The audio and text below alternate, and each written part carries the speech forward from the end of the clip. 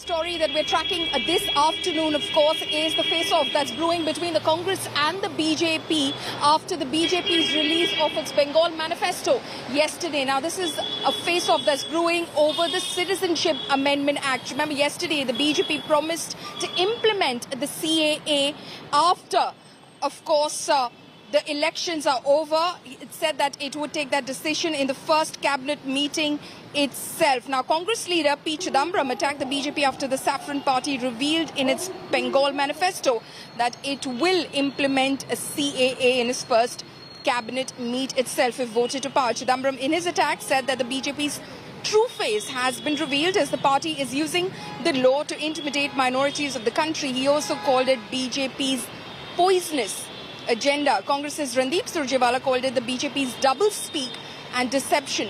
He challenged Amit Shah to say the same in Assam and also questioned the BJP silence over the CAA in Tamil Nadu. On Sunday, Home Minister Amit Shah promised to implement CAA in Bengal in its first cabinet meeting itself. 70 साल से जो शरणार्थी यहाँ पर आकर बसे हैं, जिनको इनके मन में दर्द है कि हम वहां से शरणार्थी बनकर आए, आज हमारी नागरिकता नहीं। 70 साल से वो अवैध तरीके से रहे।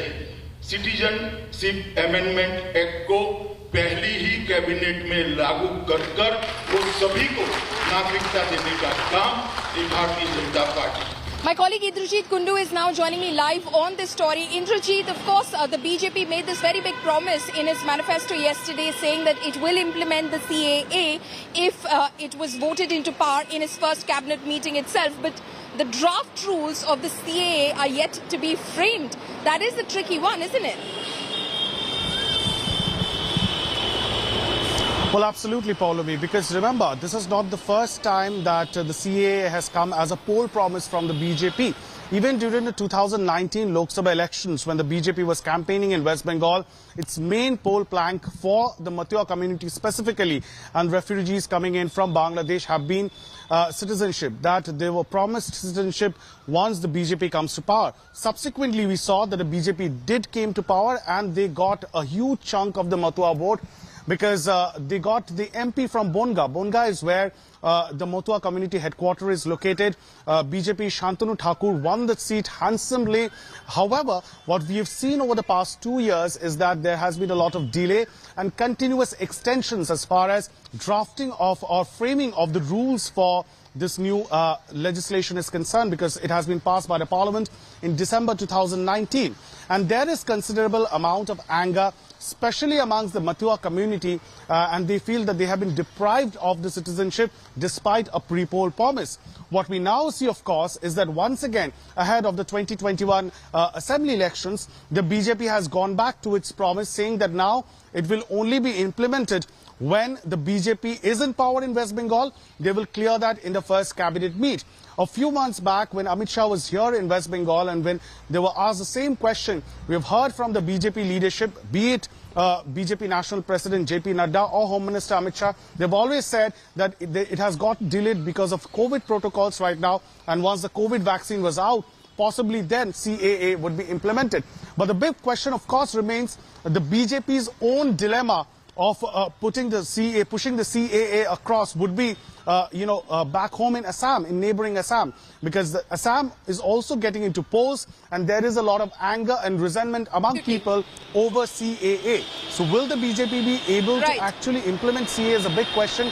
It once again remains to be seen, because it's once again now a poll promise. That's exactly the question, election. in fact, that the opposition is asking of the BJP. The BJP is being asked whether it will announce implementation of the CAA in its manifesto, which it releases in Assam tomorrow, because again, as far as CAA is concerned, it faces some opposition to it from the local Assamese people itself as far as CAA goes. Indrajit, stay on with us, because there is a face-off that's brewing over the CAA issue, but here on ground in Bengal, there's another face-off that's brewing, and that's over a graffiti that the TMC put out in certain places, which was in fact cited by Prime Minister Modi in his Bankura rally yesterday. It's a graffiti which basically shows Chief Minister Mamata Banerjee's plastered leg kicking the Prime Minister's head.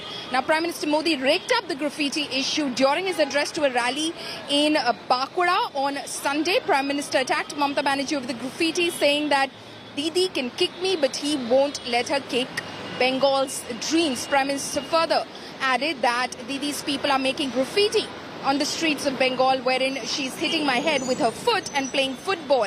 Didi, why are you insulting Bengal's culture and traditions, asked Prime Minister Modi. दीदी, अगर आप चाहती हैं तो अपना पैर मेरे sir पर रख सकती है। दीदी, आप मुझे लात भी मार सकती है, लेकिन दीदी मेरी दूसरी बात भी कान खोल करके सुन लीजिए। मैं आपको बंगाल के विकास को लात नहीं मारने दूंगा।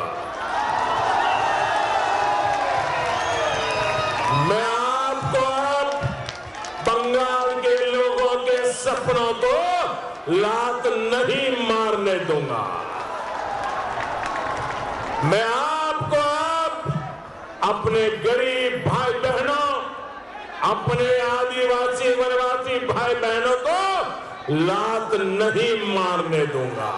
Right, of course, the story that we keep tracking is the Bengal manifesto of the Bharatiya Janata Party, which was in fact released yesterday, just a few days after the Trinamool Congress released its manifesto.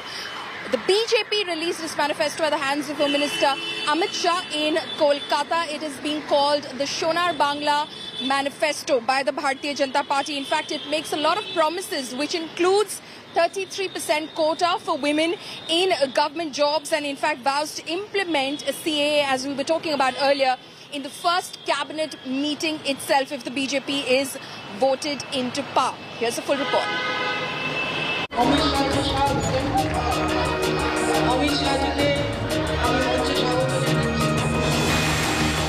Days before West Bengal goes for 8-phase elections, Home Minister Amit Shah released BJP's Sonar Bangla Sankalp Patra, going all out to woo Bengal with its governance vision, promising 33% reservation to women in government jobs and free education to girl child from KG to PG, trying to dent Mamata's women vote bank. कोई भी महिला हो, कोई भी बच्ची हो, KG से PG तक सारी पढ़ाई का खर्चा बंगाल सरकार, जो भारतीय जनता पार्टी की बनेगी वो उठाएगी। मित्रों, सबसे पहले हम राज्य सरकार की सभी नौकरियों में महिलाओं को 33% आरक्षण देकर महिलाओं का The manifesto also promised implementation of CAA in the first cabinet meet. 70 साल से जो शरणार्थी यहाँ पर आकर बसे हैं, जिनको इनके मन में दर्द है कि हम वहां से शरणार्थी बनकर आए, आज हमारी नागरिकता नहीं। 70 साल से वो अवैध तरीके से रहे। सिटीजनशिप अमेंडमेंट एक्ट को पहली ही कैबिनेट में लागू कर वो सभी को नागरिकता देने का काम Bharatiya Janata party. It also promised to curb infiltration in state by sealing the porous borders. In a bid to create a global film industry in Bengal, the vision document promised financial assistance to Bengali film industry and promised a Nobel-like Tagore Award and global Satyajit Ray Awards like the Oscars. Nobel prize की तर्ज पर Tagore prize और Oscar की तर्ज पर सत्यजीत रे international award की स्थापना कर बंगाल का सांस्कृतिक वैभव वापस लाने की मांग की।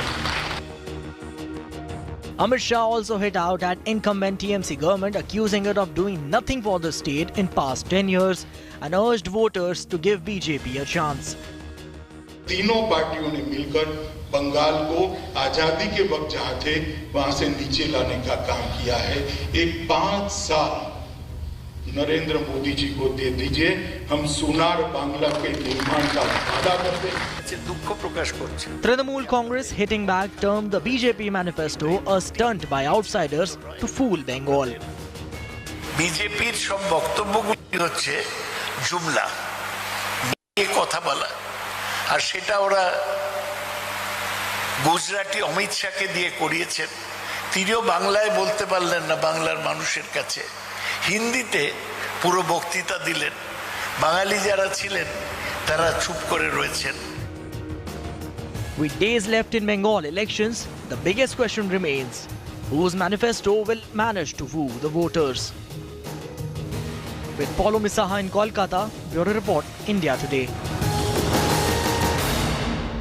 Right. My colleague Chaiti Narula will now take you through some of the key takeaways of the BJP's election manifesto. Let's now bring you the BJP manifesto highlights ahead of the West Bengal Assembly polls. Let's take a look. Number one, 33% reservation for women in government jobs. So there is a reservation coming in for women. Implementation of CA in the first cabinet meeting. This is the second big takeaway that we're getting to you.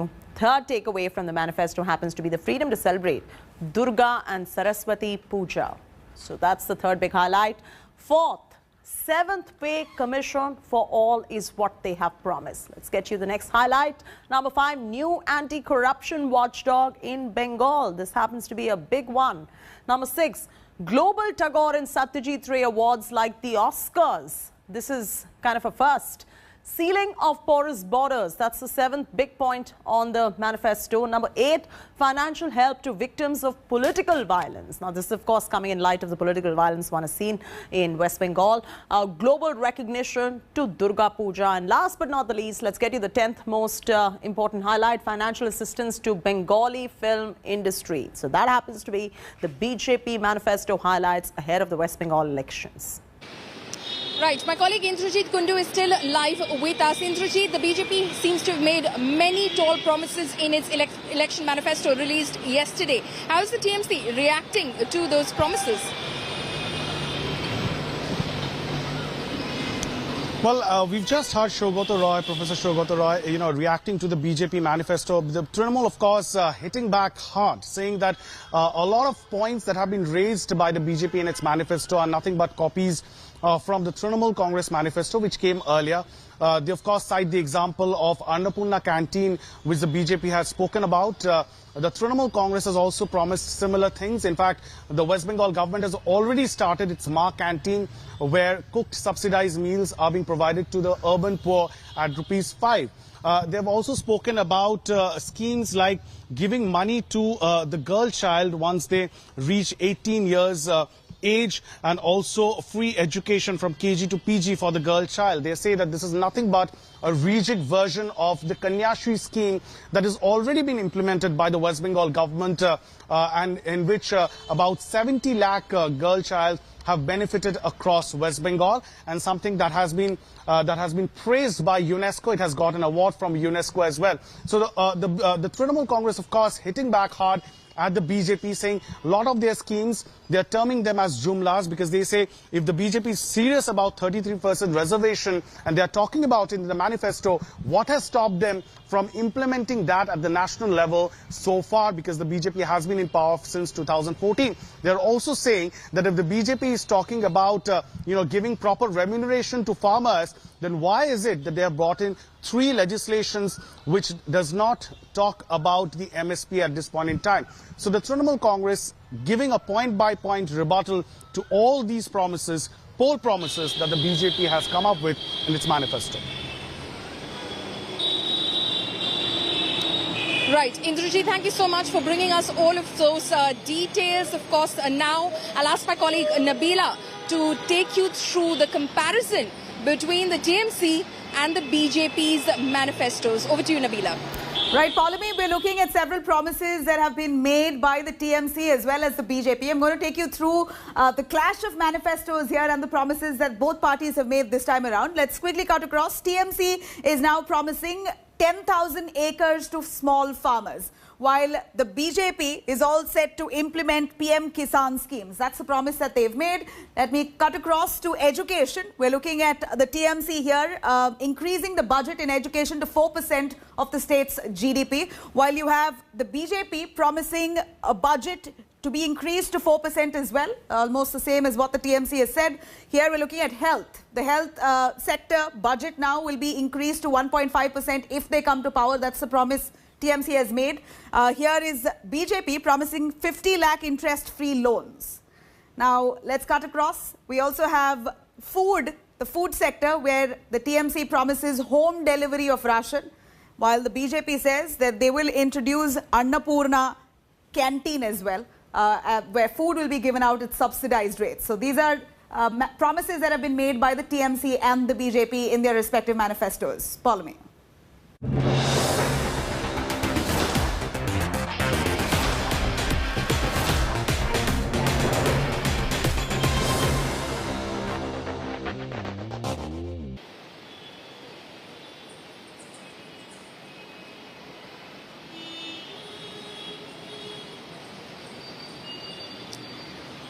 Right, of course, cutting across to Assam, another poll-bound state right now. My colleague, consulting editor Rashdeep Sardesai spoke exclusively to Priyanka Gandhi Vadra, who's campaigning in Assam. She, of course, spoke about the fact that the BJP allegedly is polarizing the state and a whole host of issues. Listen in to that exclusive conversation.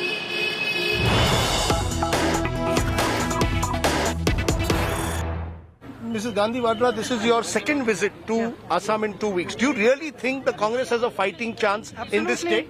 Absolutely. The Congress is fighting a very strong and united battle, not just against the BJP's government here, but against their ideology, against the fact that there is an assault on Assam's identity. And it has taken place in the last 5 years with great effect. And the people of Assam recognize this, they see it, and the fight that we are fighting, really, it's not the Congress party's fight, it is the fight of the people of Assam. The reason I'm asking you this, in the last few years, the Congress has struggled in Assam. So what has suddenly changed for you to get this confidence? Well, look, people 5 years ago wanted to give the BJP a chance, they gave it. They believed in the promises that the BJP made, as I enumerated these promises while I was speaking. But which of these promises have they kept? So at the end of the day, people are not foolish. People are wise. Yes, when they think that somebody is coming with a new hope, they have faith in that. They want to try it. Now they've tried it. They've seen that none of these leaders were here when there were floods. None of them came. Nobody came and cried over Assam. Nobody even came to hear the voice of Assam when CAA was implemented. Nobody came to ask, why are you agitating? So when nobody has come in 5 years to even ask, to recognize that this is the pain of the people of Assam, that they are fighting for their identity and for their culture, then do you think the people of Assam will not recognize this? Because you've made 5 guarantees: non-implementation of CAA, tea workers will get higher wages, you've spoken about women getting 2,000 rupees, you've spoken about free electrification. Now, many will say, how can you non-implement CAA? It's a central legislation. Is the Congress playing politics over the Citizenship Amendment Act? See, look, this accusation of playing politics always somehow comes only on the Congress party. We are all political parties. The greatest politics that is being played here is by the BJP.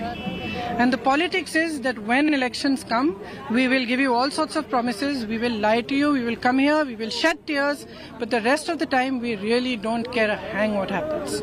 That is the greatest politics that's being played. They say the Congress plays politics of Hindu-Muslim. How do you respond to them when they say Congress is making... Serious? No. In Assam. In Assam. No, it's a question in Assam which is being asked, that the BJP says the Congress has tied up with the IDF. The BJP's entire effort in any election is to polarize. And especially when they have no ground to stand on. When they have done no work here in the last 5 years, they have not proved themselves in terms of development. They have not proved themselves in terms of economy. They have not proved themselves in terms of jobs. What's the only thing left? The only thing left is to rely on polarization to win the election. That is what they're doing again and again and again. And as I said before, people are not foolish.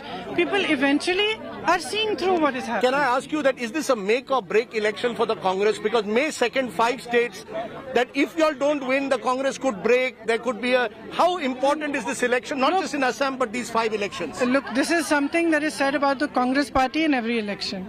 Make or break, the Congress will disintegrate. The Congress is there. The Congress is not going anywhere. The Congress is not going anywhere. The Congress is not the Gandhi family. The Congress is an idea.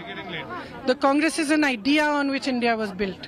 The Gandhi family is irrelevant. It can be this family, this leader, that leader. It is the idea that is alive. And the idea will remain alive, and the Congress party will embody that idea as long as it exists. Hi everyone, Preeti Chaudhary here. Hope you like this video. For latest news and analysis, like and subscribe to the India Today YouTube channel. And don't forget to press the bell icon to stay updated. Thank you for watching.